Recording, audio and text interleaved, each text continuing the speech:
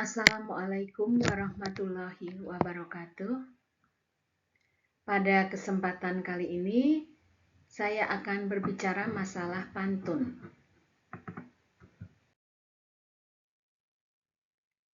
Pantun itu merupakan puisi asli Melayu klasik. Beda dengan syair. Syair itu pengaruh dari Arab.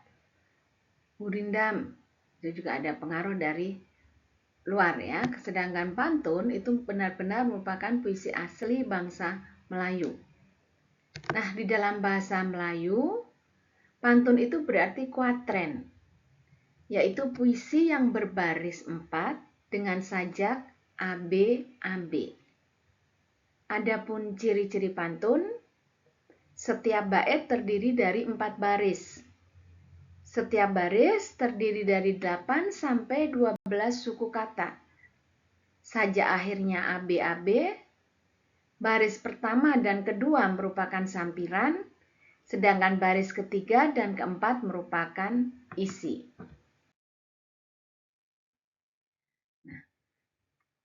Pantun ini merupakan puisi yang populer ya di Nusantara. Selain di dalam bahasa Melayu, pantun juga terdapat dalam bahasa-bahasa Nusantara yang lain. Misalnya bahasa Minangkabau, dalam bahasa Aceh, dalam bahasa Batak. Pantun dalam bahasa Batak dikenal dengan nama umpama atau endi-endi. Dan dalam bahasa Sunda juga dikenal pantun, yang dikenal dengan nama wangsalan atau sisindiran. Demikian pula di Pulau Jawa, ada juga bentuk pantun, yang dikenal dengan nama parikan atau wangsalan. Pantun rupanya menarik banyak perhatian ahli ya Pak. Jadi ada beberapa ahli yang meneliti mengenai pantun. Terutama yang pertama ada mengenai sampiran pada pantun. Sampiran ini sangat menarik para ahli karena dianggap sesuatu yang unik ya. Yang pertama adalah Profesor Dr. Pitshnapel. Beliau berpendapat bahwa bagian pertama atau sampiran pada pantun itu mempunyai hubungan semantik atau hubungan makna dengan bagian yang kedua atau bagian isi. Pendapat Pitshnapel ini didasarkan pada pantun yang terdapat dalam dalam sejarah Melayu ya. Jadi di dalam sejarah Melayu itu ada sebuah pantun yang berbunyi telur itik dari Sangora, pandan terletak di Langkahi, darahnya titik di Singapura, badannya terlantar di Langkawi. Menurut Pitshnapel, Sangora itu letaknya sangat jauh, yaitu di Singapura. Sedangkan pandan terletak di Langkawi, yaitu sesuatu yang dekat, tempat yang dekat. Nah, pantun ini menunjukkan bahwa pembunuhan itu terjadi di suatu tempat yang jauh dari pekuburan. Jadi orang yang dibunuh itu kuburannya tidak dekat dengan tempat pembunuhannya. Itu yang menjadi dasar Pitshnapel mengatakan bahwa ada hubungan antara sampiran dengan bagian isi. Kemudian yang kedua adalah Profesor Dr. C.H. Van Opesjen. Menurut Van Opesjen, tidak ada hubungan antara dua baris pertama atau sampiran dengan dua baris kedua atau isi pada pantun.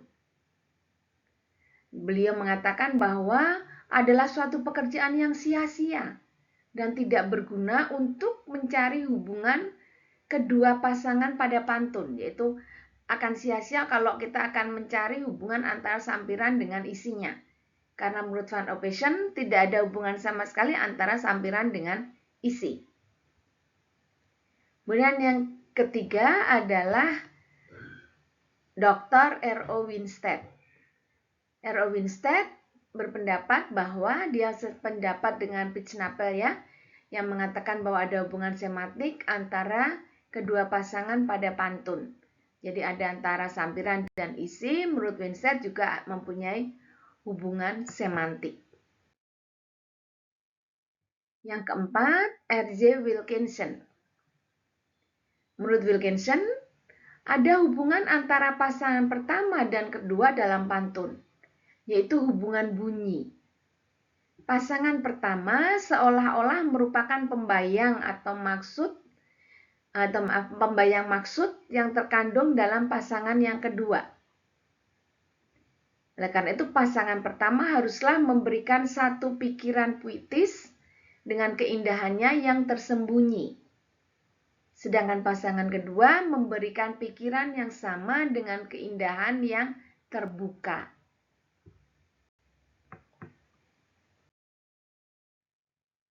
Yang kelima, H. Overbeck. H. Overbeck tidak setuju dengan pendapat R.J. Wilkinson dan Overbeck. Menurut beliau, pasangan pertama tidak ada artinya. Jadi orang-orang berpantun biasanya memusatkan perhatian pada pasangan yang kedua. Barulah kemudian mencari saja atau rime untuk pasangan yang pertama.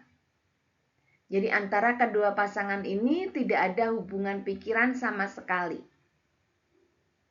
Seringkali pasangan pertama merupakan ungkapan-ungkapan yang terlalu sering dipakai. Jadi orang yang membuat pantun sering menggunakan pasangan kata-kata ini, misalnya dari, berlayar, berlayar ke, orang, pulang ke, kalau tuan pergi ke, carikan saya. Nah, ini merupakan kata-kata yang digunakan oleh beberapa orang yang membuat pantun.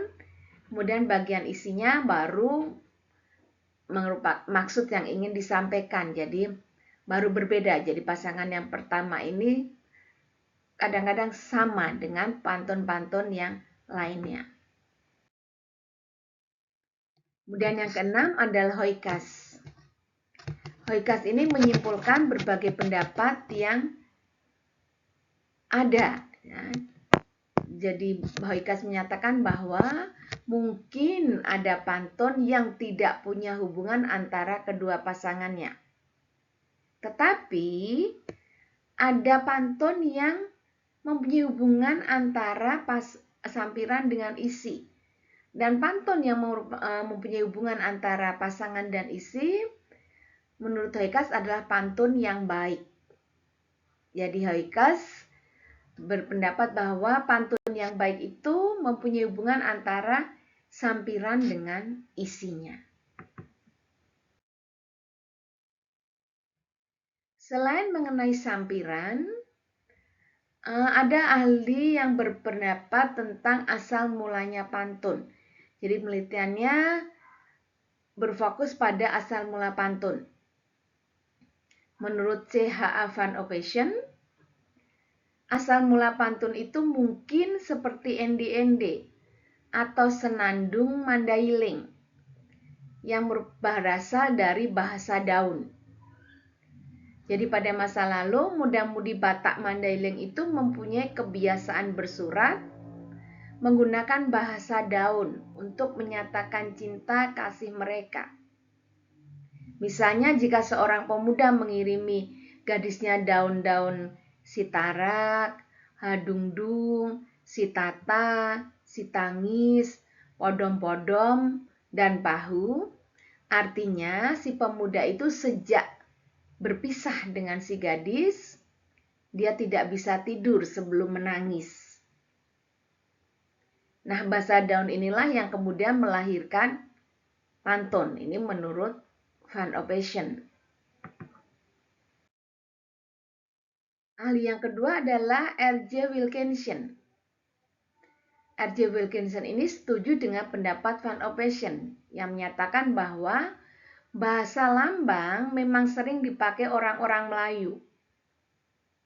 Akan tetapi menurut Wilkinson, belum bisa dipastikan apakah bahasa daun yang menimbulkan bahasa bersaja atau pantun, atau justru sebaliknya.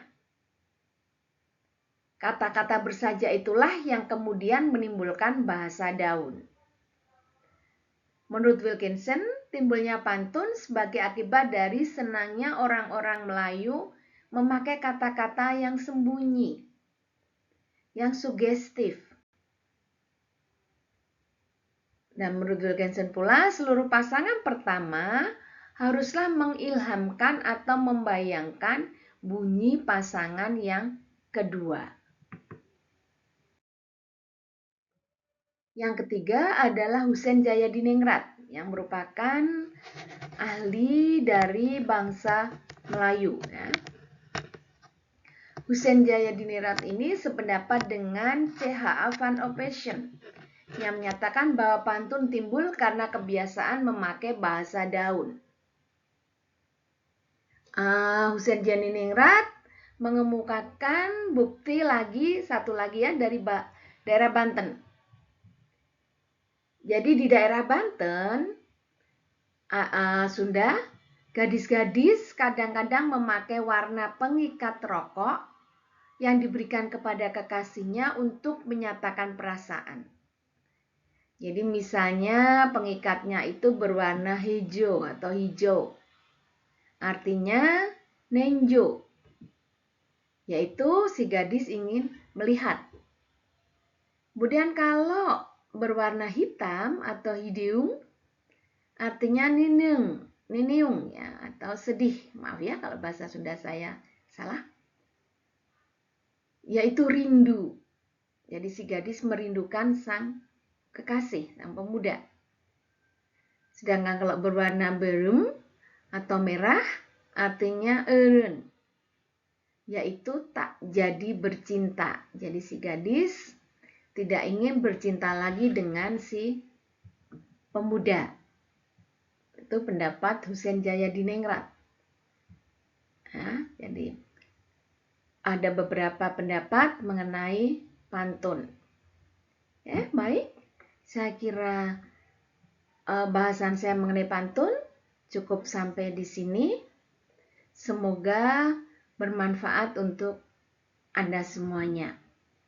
Akhir kata, saya akhiri bahasan tentang pantun. Wassalamualaikum warahmatullahi wabarakatuh.